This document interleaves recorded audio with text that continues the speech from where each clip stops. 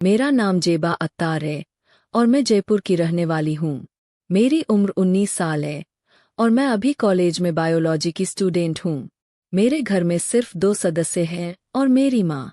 मेरा फद 5'5" है। मेरा रंग गेहुआ है और मैं हमेशा नाक में नथ पहनती हूँ। अब आप मेरे बारे में जान ही गए होंगे, तो स्टोरी शुरू करते हैं। बात उन दिनों की है जब मैंने होश संभाल लिया था। लड़का लड़की के बीच एक रिश्ता वो सब करने का होता है, ये मैं अच्छे से जान गई थी। इसी पर मेरी माँ की बदचलनी सोने पे सुहागे का काम कर रही थी। उन्हीं को देखते हुए मैंने 19वें साल में कदम रख लिया था और हजारों बार माँ को नए नए लोगों के नीचे करवाते देख चुकी थी। उनकी रासलीला देखकर अब मेरे भी वो दोनों अकड़ने लगे थे। ऐसे ही दिन गुजर रहे थे। एक दिन मैं और मेरी सहेली, जिसका नाम रेशमा है, हम दोनों कॉलेज के कैंटीन में बैठी हुई थी।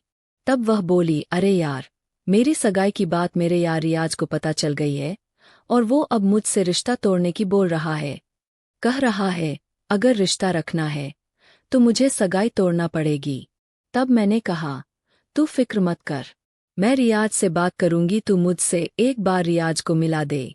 उसने कहा, मैं कल उसको कॉलेज बुला लेती हूँ। दूसरे दिन रेशमा की तबीयत खराब हो गई और वो कॉलेज नहीं आई। उसने मुझे फ़ोन करके बताया, रियाज कार में आएगा जिसके नंबर मैं तुझे मैसेज कर रही हूँ। 1 घंटे बाद उसी नंबर की महंगी कार आई जिससे रियाज उतरा और इधर उधर देखने लगा। वह मुझे पहचानता नहीं था तो मैं उसको दूर से देखने लगी। उसको देखते ही मेरी नीयत फिसल गई और मैंने सोचा रेशमा को तो शादी के बाद वो मिल जाएगा, क्यों न अपनी उसके लिए ये अमीर लड़का पटा लूं।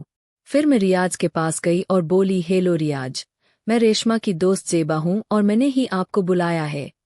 उसने कहा, जी हाँ बोलिए, क्या कहना चाहती है आप। मैंने कहा, आप रेशमा से रिश्ता क्यों तोड़ना चाहते हैं। तब रियाज ने कहा, रेशमा दोनों हाथों में लड्डू लेना चाहती है, या तो सगाई तोड़ दे या मुझसे रिश्ता। इसी बात पर मैंने आग में घी डाल दिया और कहा, हाँ रियाज, आप ठीक कह रहे हो। वह आपको धोखे में रखना चाहती है और आपको बेवकूफ़ बना रही है।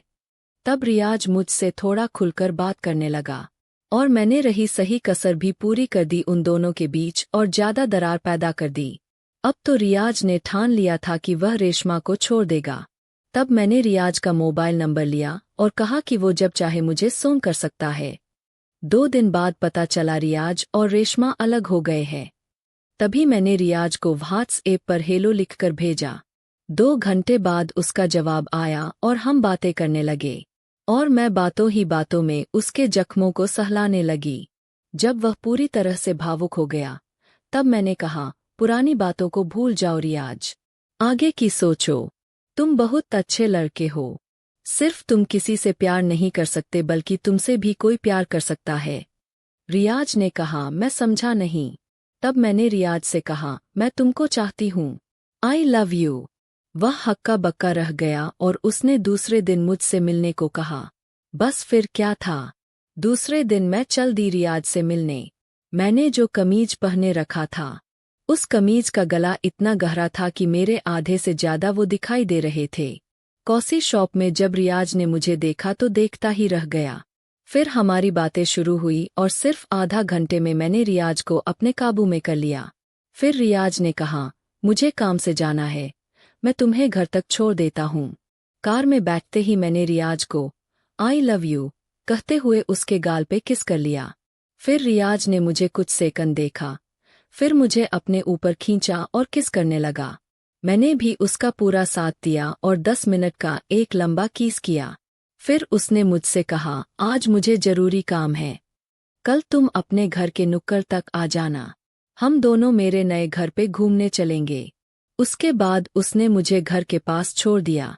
अब रात को मैं बस यही सोच रही थी कि कल से मेरी उसको भी करने के लिए एक वो मिल जाएगा, और यही सोचते सोचते मैं सो गई।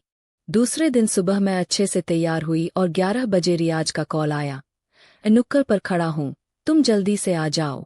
मैं जल्दी से नुक्कड़ पर पहुंची और झट से उसकी कार में बैठ गई। कार में बैठते ही रियाज ने मुझे अपनी पास बैठने को कहा, तो मैंने एक पैर कार के गियर की दूसरी तरफ डाला और रियाज से चिपक कर बैठ गई। तभी रियाज ने मेरे उस पर एक जोरदार किस जड़ दिया और हम रवाना हो गए। अब रास्ते में हम बातें करते हुए जा रहे थे तो रियाज को बार बार गियर बदलना पड़ रहा था। अब चूंकि गियर मेरी दोनों पैरों के बीच में था तो रियाज गियर बदलने के बहाने कभी मेरी पैरों को सहला देता